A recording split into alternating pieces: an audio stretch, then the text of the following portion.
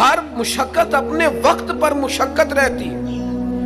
کسی وقت کسی چیز کا انتظام کرنا آپ کے لیے بڑا قابل تکلیف ہوتا ہے، آزمائش والا ہوتا ہے. بعد میں آپ سمجھتے ہیں کہ یہ تو کوئی مسئلہ ہی نہیں تھا. اللہ نے انسان کو مشقت، ہم نہ سکون ڈھونڈتے ہیں، بس ٹھیک ہے گھر بن گیا، بس ٹھیک ہے اب میں نے بچے پال لیے، بس ٹھیک ہے. او بھائی تو نے آگے بڑھنا ہے، تو نے مشقت کرنی ہے، جد و جہد میں رہنا ہے. وقت فرصت ہے کہاں، کام ابھی باقی ہے، نور توحید کا اتمام ابھی باقی ہے. یاد رکھیں اگر آج جوانی ہے تو بڑھاپا آئے گا. آج اگر صحت بالکل ٹھیک ہے تو آہستہ آہستہ خدا نخواستہ قبا اور اعصاب کمزور ہونے لگتے ہیں. ہمیں نا ذہنی طور پر تیار رہنا ہے. لوگ کہتے ہیں جناب پتہ نہیں میں بڑا پریشان ہوں، ایک مشکل ختم ہوتی ہے دوسری شروع ہو جاتی ہے. میں نے کہا یہ مشکل نہیں، یہی تو مزہ ہے زندگی کا. اللہ کہتا ہے میں نے تجھے مشقت میں پیدا کیا ہے اور تو کہتا ہے کہ آسانی ہو جائے. اب یہ تو نہیں نہ ہوگا، جس نے جیسا پیدا کیا ہے بات تو اس قادر مطلق کی چلے گی، تیری نہیں چلے گی جب اس نے پیدا ہی مشقت میں کیا ہے. حضرت زید بن ارقم رضی اللہ تعالیٰ عنہ بیمار تھے. یہ ذرا بات سننا میرے کریم کی. اللہ کے پیارے حبیب علیہ السلام تیمارداری کے لیے تشریف لے گئے تو حضور سید عالم علیہ السلام نے جا کر جناب زید بن ارقم کی طبیعت کو دیکھا تو کمزوری تھی اور وہ پریشان بھی تھے. تو حضور علیہ السلام کو اللہ تعالیٰ نے غیب کے خزانوں کی کنجیاں عطا فرمائی ہیں. قریب مسکرا کے فرمانے لگے زید اس بیماری سے پریشان نہ ہو، اس سے تو آپ نے ٹھیک ہو جانا ہے. اس روایت پر خاص غور کرنا کیا کہہ رہا ہوں. فرمایا اس سے آپ نے پریشان نہیں ہونا، اس سے تو آپ نے ٹھیک ہو جانا ہے، مسئلہ ہی نہیں. ہاں اس کے بعد ایک وقت آئے گا آپ کی آنکھوں کی بینائی رخصت ہو جائے گی اور عمر بھی آپ کی لمبی ہوگی. یعنی ایک بڑھاپا، ایک نظر چلی جائے گی. اب آپ یہاں غور کریں سرکار تربیت کیا کر رہے ہیں. حضور فرما رہے ہیں یہ جو مشکل ہے یہ تو گزرنے والی ہے، اس کے بعد جو مشکل آنے والی ہے وہ اس سے بڑی ہے. فرمایا زید اس کے بعد آپ کی بینائی چلی جائے گی اور عمر بھی لمبی ہوگی، تو بتائیے اس وقت کیا کریں گے. تو حضرت زید بن ارقم رضی اللہ تعالیٰ عنہ عرض کرنے لگے یا رسول اللہ میں اللہ کی رضا پر ثواب کی نیت سے صبر کروں گا. مانا کیا ہے، دکھ قبول محمد بخشا راضی رہن پیارے.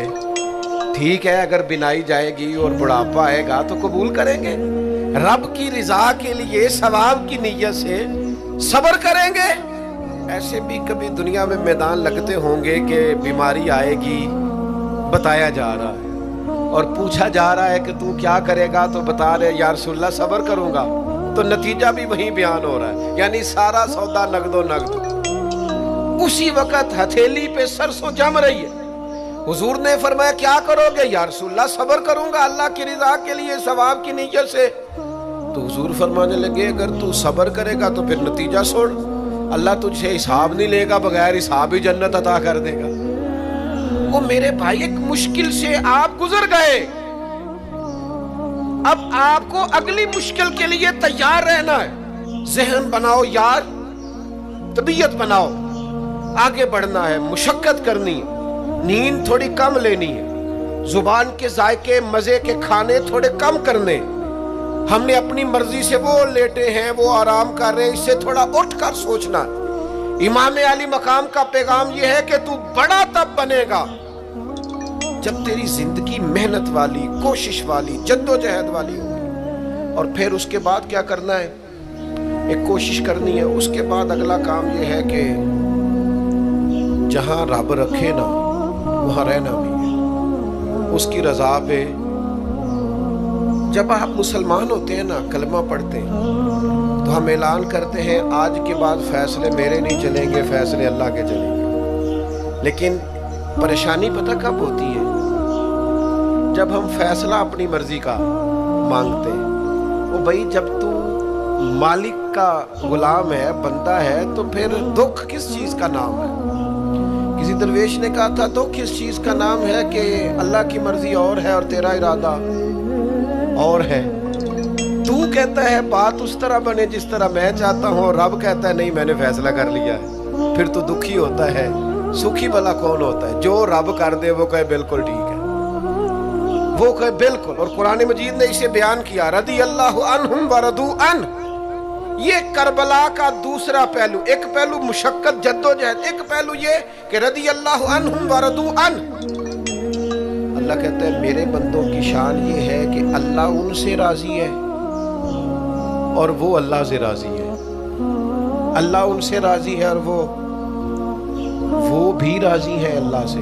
اللہ نے جہاں رکھا ہے وہ اللہ سے، ایک پہلو یہ ہے کہ اللہ راضی ہو جائے، ایک پہلو یہ ہے کہ بندہ راضی ہو جائے. رب فرماتا ہے ذالک الفوز العظیم، وہ اللہ سے راضی، اللہ ان سے راضی، یہ بہت بڑی کامیابی ہے. امام محمد غزالی رحمۃ اللہ علیہ سے کسی نے کہا تھا زیادہ مشکل کیا ہے، اللہ کا راضی ہونا کہ بندے کا؟ تو امام صاحب فرمانے لگے رب تو مہربان ہی بڑا ہے، بڑی جلدی راضی ہو جاتا ہے. دو صرف آنسو بہائے سچی توبہ کے مالک راضی ہے. کسی غریب کی مدد کر دے اخلاص سے اللہ راضی ہے، اللہ تو جلدی راضی ہو جاتا ہے. مشکل یہ ہے کہ بندہ نہیں راضی ہوتا. یہ اس نے ہر روز ایک نئی امید لگائی ہوئی ہے، ہر روز اس کا نیا رنگ ہے، یہ راضی نہیں ہوتا. حضرت موسیٰ علیہ السلام نے اللہ کی بارگاہ میں عرض کی مالک میری قوم یہ عرض کرتی ہے کہ تو بتا تو ہم سے کیسے راضی ہوگا. حضرت موسیٰ اپنی قوم کی عرض لے کر مالک کی بارگاہ میں کوہ طور پہ حاضر ہے. او یارو اسے دل کی تختی پہ لکھ لینا. عرض کی مالک میری قوم کہتی ہے رب کریم کے حضور عرض کرے کہ ہمیں بتائے ہمارا رب ہم سے کیسے راضی ہوگا. تو حضرت کلیم کہتے ہیں جب رب کی بارگاہ میں عرض کیا تو مالک نے فرمایا ان سے جا کے کہو وہ مجھ سے راضی ہو جائیں، بس وہ راضی ہو جائے میں بھی ان سے راضی ہو جاؤں گا. حسین سب سے لاڈلے تھے. حسن کی بھی کیا بات ہے، امام علی مقام کی کیا بات، اور امام حسین سب کے لاڈلے تھے. لیکن جب امتحان دینے کی باری کربلا میں آئی تو اکیلے کھڑے تھے، نہ پشت پر نانا، نہ ہاتھ میں شیر خدا کی انگلی، نہ پلٹ کے جا کے ماں کے پلو میں چھپنے کا موقع، نہ حسن موجود ہے کہ بڑے بھائی سے مشورہ لے لیا جائے، کوئی نہیں. یہ کون ہے اٹا ہوا غبار میں اٹا ہوا؟ یہ نبی کا نور عین ہے، یہ بالیقین حسین ہے اکیلے، اور باقی جتنے تھے وہ سارے چھوٹے تھے. بڑا مشکل کام ہو جاتا ہے جب آپ سب سے بڑے ہو جائیں اور صرف آپ کو تسلی دینی ہے، صرف آپ کو دوسروں کو سنبھالنا ہے. وہ بڑا مشکل مرحلہ ہوتا ہے. لیکن امام حسین نے اس مشکل مرحلے کو اس طرح گزارا کہ وہ بڑے تھے نا. بس اتنا کہوں گا کہ حسین وہاں پر شکر کرتے تھے جہاں پر صبر مشکل تھا، وہاں پر شکر کرتے تھے جہاں پر صبر مشکل تھا. جہاں صبر مشکل سے ہوتا ہے وہ وہاں گردن جھکا کے کہتے تھے آمنا وصدقنا، ٹھیک ہے دکھ قبول محمد بخشا، بس راضی رہن پیارے. آپ اس بات کو یاد رکھیں اور اس کو اچھی طرح سمجھ لیں کہ آپ جب تک مزاج مشقت کا نہیں بناتے، ایک کے بعد دوسری، دوسری کے بعد تیسری، تیسری کے بعد چوتھی مشقتیں راہ دیکھ رہے ہیں. اور جو مشقتوں کے عادی نہیں وہ پھر پچھلی صفوں میں ہیں. جو مشقتوں کے عادی نہیں وہ پھر کسی صورت بھی نہ نام بنا سکتے ہیں نہ کام کر سکتے ہیں. جس کو آرام کرنا ہے، جس کو سکون سے سونا ہے، وہ منزل نہیں پا سکتا. آپ کو آگے بڑھنا ہے، آپ کو جد و جہد کرنی ہے، آپ کو کوشش کرنی ہے، آپ کو باہمت رہنا ہے. حضرت سیدنا عبداللہ ابن عمر رضی اللہ تعالیٰ عنہ کا صاحبزادہ بڑا سخت علیل ہو گیا. بچے بیمار ہو جائے تو تکلیف بڑی ہوتی ہے انسان کی طبیعت کو. حضرت عبداللہ ابن عمر کے بیٹے بڑے سخت علیل ہو گئے. جناب عبداللہ ابن عمر بڑے پریشان ہیں، کبھی ادھر جاتے ہیں کبھی ادھر جاتے ہیں، اس حکیم کے پاس اس طبیب سخت پریشان. آپ کے دوست احباب دیکھتے کہ حضرت عبداللہ ابن عمر بڑے سخت आजमाइश में बेटे का इंतकाल हो गया, सेहत ना हो सकी, अल्लाह का हुक्म आ गया। अब ये जो इंतकाल है ये जाहिर है बीमारी से ज्यादा मुश्किल काम है, बेटा चला ही गया है। लेकिन वो लोग कहते हैं जब हम बाद में ताज़ियत करने के लिए गए तो जनाब अब्दुल्लाह इब्न उमर को बड़ा मुतमईन देखा। तो हमने अर्ज की कि हुजूर उस वक्त तो सिर्फ बीमार था, तो आप ज्यादा तसल्ली में नहीं थे और अब आप बड़े तसल्ली में महसूस होते, वजह? तो फरमाने लगे जब तक मेरी जिम्मेदारी था ना मैं परेशान था, अब खुदा के करम और रहमत की जगह पे चला गया, अल्लाह का फैसला आ गया है और मैं समझा हूं कि मेरा रब उसे अपनी बारगाह में बुलाना चाहता है, लिहाजा मैं पूरे तौर पर मुतमईन, अब मैं अल्लाह की रिजा पे पूरी तौर पर राजी हूं। मेरे अजीज, जब तक ये रिजा हासिल नहीं, क्या लतीफ अंदाज है। वो हमारे एक बड़े जबरदस्त राइटर थे साहबजादा खुर्शीद अहमद गिलानी मरहूम, उनका एक मजमून छपा एक दफा, उम्मत का पहला सूफी। तो वो टाइटल देखकर मुझे बड़ी तजस्सुस हुआ कि किसको, चूंकि हम सूफिया की जमात है, किस बुजुर्ग का तज़किरा किया इन्होंने, उम्मत का सबसे पहला सूफी। तो जब मजमून खोला तो उम्मत का सबसे पहला सूफी उन्होंने जनाब सिद्दीक अकबर को करार दिया। फरमाया ये पहले दरवेश है इस उम्मत के, हजरत अबू बकर सिद्दीक। हजरत अबू बकर सिद्दीक अलील हो गए, बीमार हो गए, तो ये देखिए जरा उनका अंदाज़े तसव्वुफ। यार दोस्त पता लेने गए तो एक रूटीन होती है ना, जब लोग तीमारदारी करने जाते हैं तो कहते हैं किसी डॉक्टर को दिखाया है, सब लोग आपके गिर्द बैठे हैं, तो कहने लगे अबू बकर तबीब को दिखाया है? फरमाने लगे हाँ तबीब देख गया है और तबीब देखता रहता है। तो कहा फिर तबीब ने क्या कहा है? कहने लगे तबीब ने कहा फ़अलुल लिमा युरीद, तबीब ने कहा है भाई जो मैं चाहता हूं ना वो मैं कर दिया करता हूं, जो मेरा इरादा होता है फिर वो मैं कर देता हूं, वो तबीब मुझे कह गया है, लिहाजा जो उसका इरादा होना है उसने। अब वो जो इर्द गिर्द बैठे थे वो भी तो सहाबा थे ना, इस बारीक बात को फौरन समझ गए, कहने लगे अल्लाह तुझे जज़ा अता करे। वो यारो थोड़े दिन अगर सुख से जीना चाहते हो तो एक ही इलाज है, एक मालिक की रजा में राजी रहो, ना समझ आए तो फिर करबला वाले इमाम हुसैन की तरफ देखना, वो नाना के कंधों पे थे फिर भी बड़े खुश थे, वो माँ की गोद में थे फिर भी बड़े खुश थे, शेरे खुदा की बाहों में थे फिर भी बड़े खुश थे, हसन के साथ सफरे हज पे तो भी बड़े राजी थे, और जिस दिन रजब के महीने में मदीना छोड़ रहे थे तो उस दिन भी कह रहे थे मालिक मैं तेरी रजा में राजी हूँ।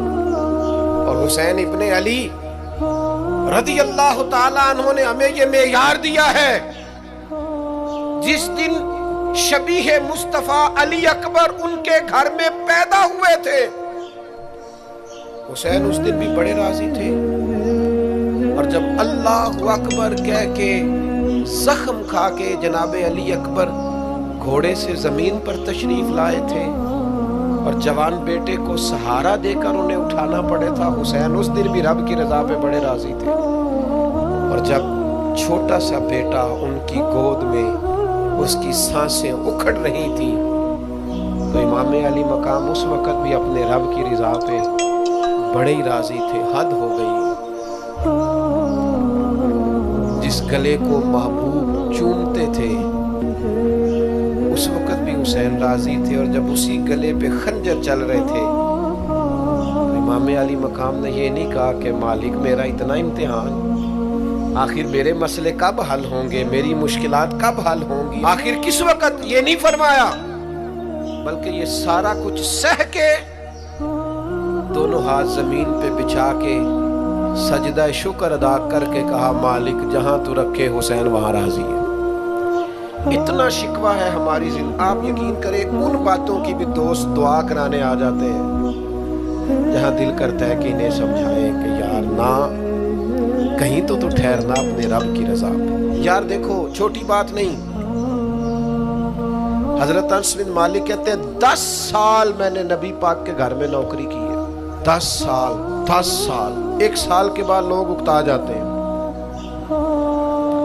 سارا پتہ چل جاتا ہے. اس کے بعد وہ چاہتے نہیں رہتی, بندہ پرانا ہو جاتا ہے. اکرام احترام اللہ ماشاءاللہ وہ نہیں رہتا. فرماتے ہیں 10 سال حضور کے گھر میں نوکری کی, پورے 10 سال ایک دفعہ بھی رسول پاک نے اف نہیں کہا. فرماتے ہیں ایسا نہیں کہ کبھی کوئی ایسی بات نہیں ہوئی جس سے حضور ناراض ہو. کئی دفعہ ایسے موقع آئے, حضور نے کسی کام سے بھیجا, میں جا کے بچوں کے ساتھ کھیلنے لگا, محبوب آئے, میں ڈر گیا, لیکن حضور نے کچھ بھی نہیں کہا, مسکرا کے فرمایا تمہیں کام بھیجا تھا, کر کے کیوں نہیں آئے؟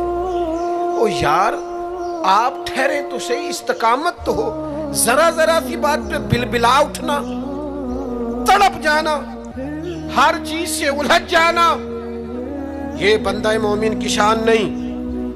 طاقتور زندگی گزارو, طاقتور. ایک تو یہ کہ مشقت کرنی, دوسرا اللہ کی رضا پہ راضی رہنا, اور تیسری بات یہ سوچیں کبھی ذاتی قسم کی نہیں بنانی, سوچیں ملی قسم کی, قومی آفاقی سوچیں. اتنے دوست ہماری خانقاہ سے وابستہ ہیں, یہاں کسی آستانے سے وابستہ ہیں, کچھ ہمارے پاس مدرسے میں پڑھتے ہیں, کہیں بھی آپ پڑھتے ہیں. آپ کی سوچیں جب تک ملی اور قومی نہیں ہوتی, آپ بہت زیادہ بھی باصلاحیت ہیں تو آپ کوئی کردار نہیں ادا کر سکتے.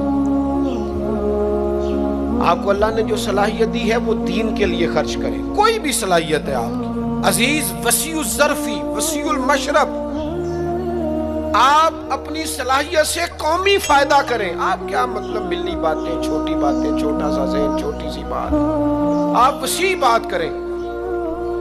امام بخاری لکھ گئے,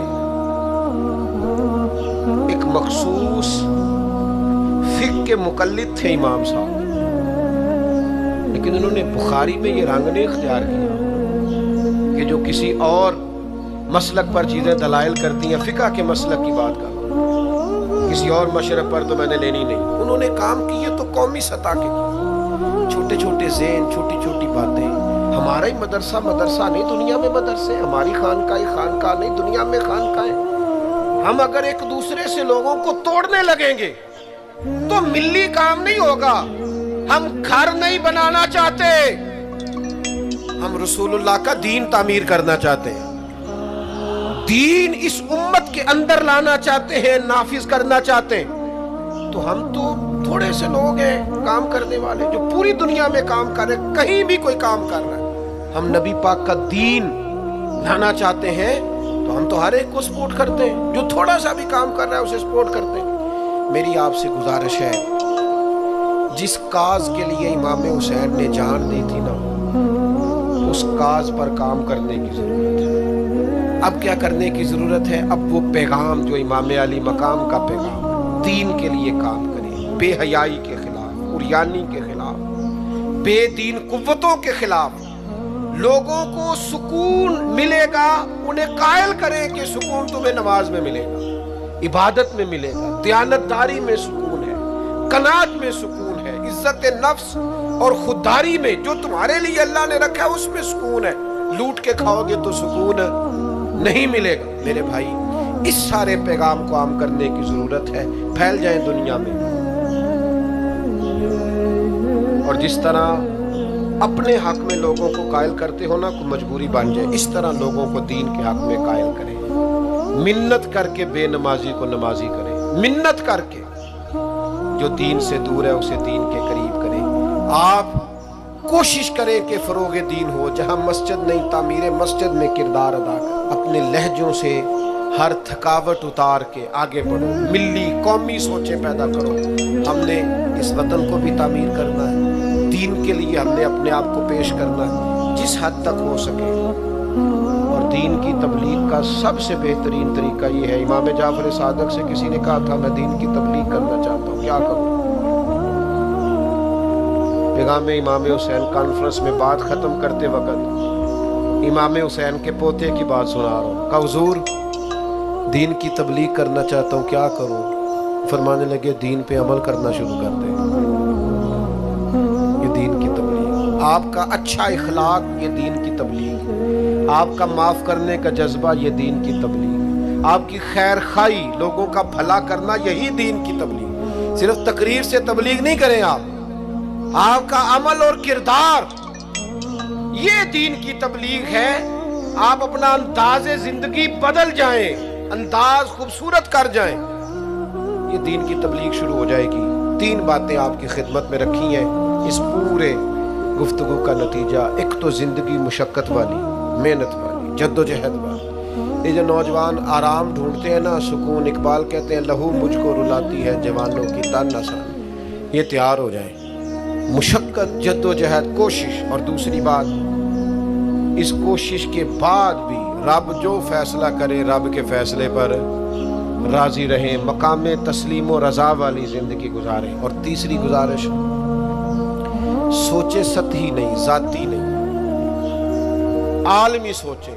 میں بڑے درد سے یہ بات عرض کروں، لوگ اپنی ذات کے لیے دین کا استعمال کرتے ہیں، اپنی ذات کے جو میرا ذاتی مخالف ہے میں اسے یزید کہہ دیتا ہوں، میرا ذاتی مخالف۔ ہمارا ذاتی مخالف ہوتا ہے، ہم کہتے ہیں بے ایمان ہو گیا، وہ خدا کے بندے تیرے سے اختلاف ہوا ہے، تو اسے یزید تو نہ بنا، اتنی بڑی لعنت کا توق تو نے گلے میں ڈال دیا۔ اگر وہ یزید ہے تو اپنے آپ کو کیا سمجھتا ہے؟ اپنا پھر تو نے درجہ کیا بنا؟ اتنی جلدی نہیں، قومی سوچیں پیدا کریں، کوشش کریں کہ آپ ملی کام کریں، آپ لوگوں کو جوڑیں۔ آفاقی تعلیمات ہیں اسلام کی، ان آفاقی تعلیمات میں آپ اپنا وقت گزاریں گے تو آپ محسوس کریں گے زندگی بڑی خوبصورت ہو گئی۔